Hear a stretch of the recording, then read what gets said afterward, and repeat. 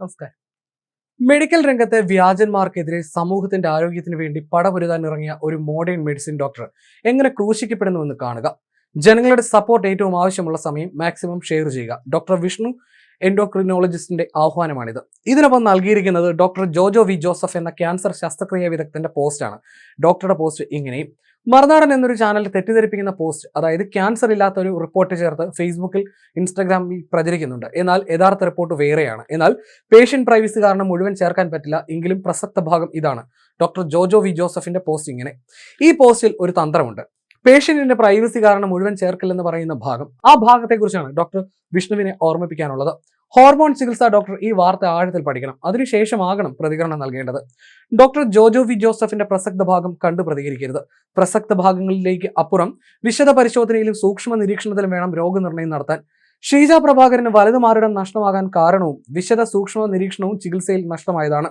Social media പ്രതികരണത്തിലെങ്കിലും അത് വേണം. പിഴവ് സംഭവിച്ചത് ആശുപത്രിയിലാണ്, അല്ലാതെ ചികിത്സയ്ക്കെത്തിയ ആൾക്കല്ലെന്നെങ്കിലും ന്യായീകരണ തൊഴിലാളികൾ മനസ്സിലാക്കണം. ഡോക്ടർ വിഷ്ണു എൻഡോക്രിനോളജിസ്റ്റിന്റെ മുന്നിൽ ചില ചോദ്യങ്ങൾ മറുനാടൻ ഉയർത്തുകയാണ്. അതിങ്ങനെയാണ്: 1. ഡോക്ടർ ജോജോ വി ജോസഫിന്റെ പോസ്റ്റിലെ രേഖ ജീവ ലാബിലേതാണ്. ഈ ജീവ ലാബിലെ ബയോപ്സി പരിശോധന ഫലം തെറ്റായിരുന്നു. തുടർ ചികിത്സയ്ക്കായി ഡോക്ടർ ജോജോ വി ജോസഫിന്റെ അടുത്ത് ഷീജ പ്രഭാകരൻ എത്തുന്നു. ജീവ ലാബിലെ പരിശോധന ഫലം ശരിയാണോ എന്നറിയാൻ ഡോക്ടർ വി ഗംഗാധരന്റെ നിർദ്ദേശാനുസരണം ലേക്ക് ഷോറിലും ബയോപ്സി നടത്തുന്നു.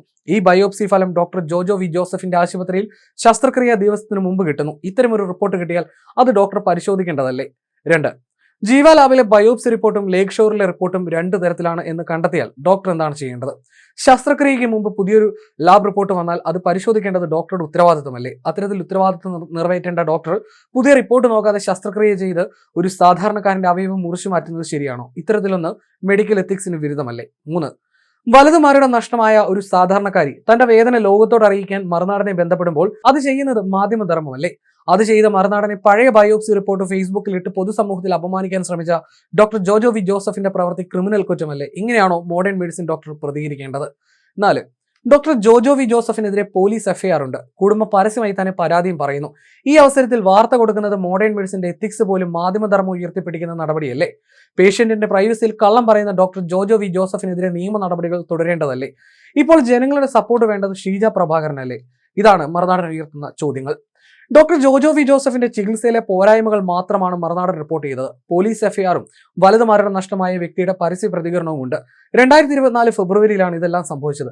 ചികിത്സിച്ച ആശുപത്രിയിൽ നിന്നും രേഖകൾ വാങ്ങി അവർ അപ്പോൾ തന്നെ പോലീസിൽ പരാതിയുമാക്കി. 2024 ഓഗസ്റ്റിൽ പോലീസ് എഫ്ഐആർ ഇട്ടു. പക്ഷേ നടപടികളൊന്നും ആരും എടുത്തില്ല. ശരീര അവയവം നഷ്ടമായ സാധാരണക്കാരുടെ കണ്ണീർ അന്ന് പൊതുസമൂഹം അറിയാതെ പോയി. നടപടികളാകാതെ വന്നപ്പോഴാണ് അവർ രേഖകളുമായി മറുനാടനെ സമീപിച്ചത്. അങ്ങനെയാണ് വാർത്ത നൽകിയതെന്ന് ഡോക്ടർ വിഷ്ണു മനസ്സിലാക്കുക. ഇത്തരം വാർത്തകൾ ഇനിയും മറുനാടൻ നൽകും. മറ്റൊരു മാധ്യമവും ഇതൊന്നും സംഘടിത വിഭാഗങ്ങളെ ഭയന്ന് കൊടുക്കില്ലായിരിക്കാം. ഇത്തരം വാർത്തകൾ സാധാരണക്കാരുടെ പക്ഷത്ത് നിന്ന് കൊടുക്കുന്നത് കൊണ്ടാണ് മെഡിക്കൽ രംഗത്തെ അവയവ മാഫിയ പോലും മറുനാടനെതിരെ കൊലവിളി നടത്തുന്നത്. ഇത്തരക്കാരുടെ ആളുകൾ സോഷ്യൽ മീഡിയയിൽ നടത്തുന്ന വ്യാജ ആരോപണങ്ങളെ മറുനാടന് ചേർക്കാൻ രേഖകളുടെ ശക്തിബലം എന്നും ഉണ്ടായിരുന്നു.